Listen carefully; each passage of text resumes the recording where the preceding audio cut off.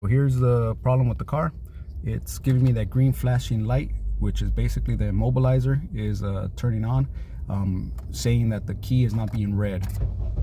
So the car will not turn on at all, or it'll turn on and it'll shut off after about a second. Basically, it shuts off the fuel.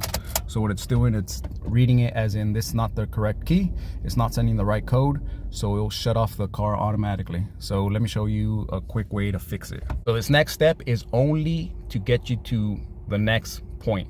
It is not the fix, it is just to get the car started, enough for you to take it to the dealership or your mechanic. That's gonna save you the towing fee, all right?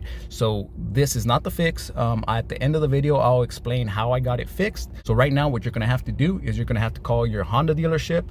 You're gonna have to talk to them and tell them to give you a brake code. So that code is gonna basically help you bypass that immobilizer and get the car turned on. Now, you have to show proof that that is your car. Show them the pink slip, a registration, your ID, so they verify that it's actually the owner of the vehicle, and that's the only way that they will give you the brake code. I had a little bit of issues getting it, but talk to other dealerships. If one won't give it to you, another one might be able to. If you've already taken your car to a dealership for service, call that dealer because they have all your information and they'll know by your phone number, hey, yeah, this is actually the owner of the car.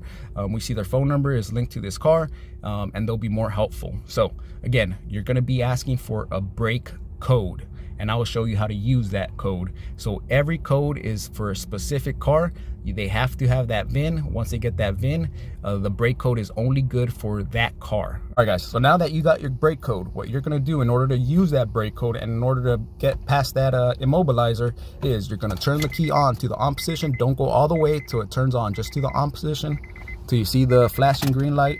Now you see the brake light right there. Once that goes out, that's when you start inputting the brake code. So whatever number it is, so say for instance, my number, the first one is 5. So we will raise up the handbrake here until you see the brake light come on 5 times. So you go up, light, come down, go up, down, up, down, up, down, up, down. Now that's 5 times. Now you put the ignition to off. Then you put the ignition back to on. You wait for that brake light to go off and put your second number. So second number.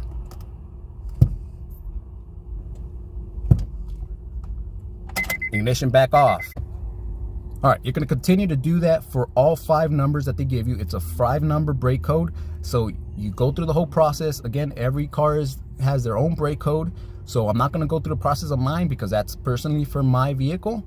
And once you go to the 5th number, you again go to the off position. After the 5th time you've inputted the code, you go to the off and then you crank it to the on position all the way. So you turn the car on all the way.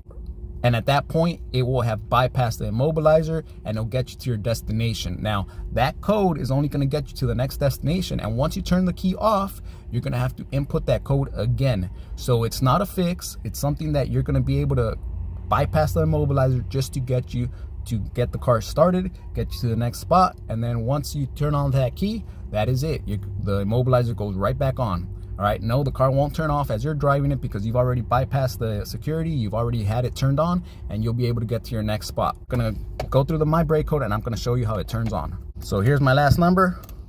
You come down, you shut it off, and then you crank it all the way on. And there you go. We have bypassed the immobilizer. The car will stay on. It will just get you to the next destination. Now for the results of what I had to do to get this problem resolved. So here we are with the new key and the old key. So what was going on was, as you recall, the old key giving me that green light. So it wouldn't connect to the immobilizer.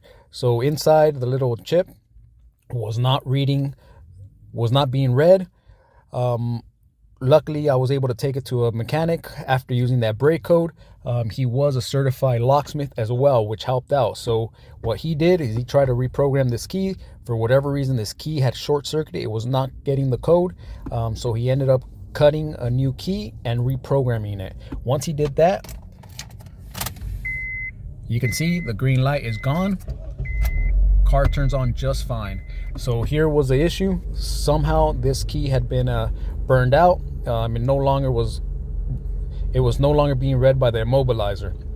So as you can see, that was my fix. It should be the fix to most cars with that issue. Now always try the simple things first. You know, check the relays, check fuses, the starter relays, the fuel relays, make sure those are working. You can test those really easily by just replacing with another one of its kind that your car has. And then obviously check the battery on your old remote. Check the battery on this old key. I did that as well. Everything was working fine with the old key, except the immobilizer was just fried. What they say could happen is due to the fact that you jump starting the car with the key inside the ignition and trying to jump start it that way, sometimes fries the immobilizer, which probably was my case because I did jump this car about a week prior to this happening. So there you go, guys. Easy fix. If you can find a certified locksmith, or if you want to take it into a dealer so they could do the job, obviously it's going to cost you a little bit more. A locksmith should cost you anywhere from 60 to 180 depending on where you are. And please comment below if you had the same issue. Let other people know what your problem was. If it was the exact same thing, please let everybody else know. Or if it was something super easy, please also comment below to help other people out get this issue repaired, because it was a headache. Hope this video helped you out. If it did, hit that thumbs up and consider subscribing.